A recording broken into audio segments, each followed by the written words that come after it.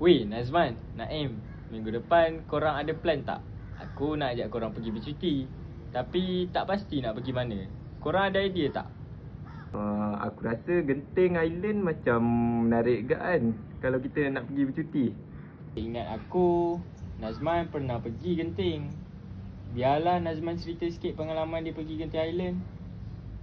Jangan risau, aku pernah pergi Genting Island dan tahulah sedikit tempat menarik dekat Genting Island tu. Sebelum tu, korang tahu tak sejarah penubuhan Genting Island? Tak tahulah Man.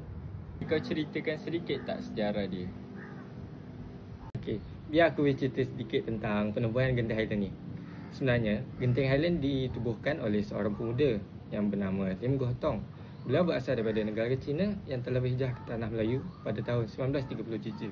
Beliau pada mulanya bekerja sebagai tukang kayu dan berkebang sehinggalah beliau berjaya membuka sebuah syarikatnya sendiri yang bernama Kian Huat.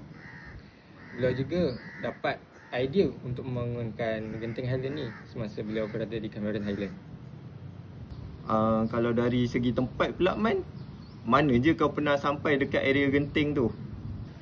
Aku dengar dah banyak perubahan kat sana.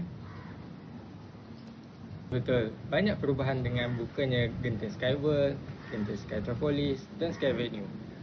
Aku juga berpeluang untuk mencuba pelbagai permainan yang ditawarkan seperti roller coaster dan permainan lain. Aku dengar Genting Premier Outlet pun agak best juga untuk kita cari barang-barang berjenama. Okey juga tu, aku pun nak cari kasut nak pakai waktu berjalan nanti. Dan alang-alang tu boleh naik kabel car sekali pergi ke puncak Genting Highland.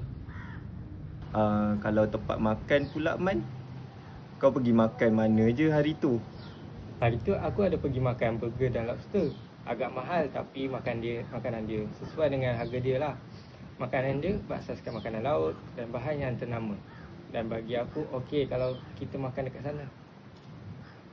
So okey lah kan, kita dah ada tempat makan. Agak-agak kalau lebih bajet kita cari je tempat lain. Menarik juga pengalaman yang Nazman ceritakan ni. Ya weh, aku setuju.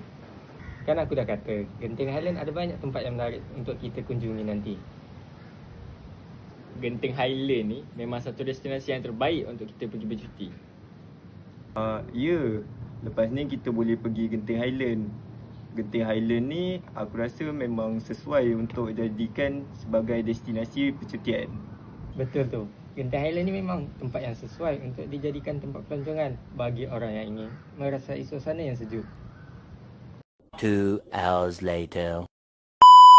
Naim, kau packing barang ni semua nak ke mana? Kan kita borak Genting tadi. Apa lagi? Jom lagi pergi Genting.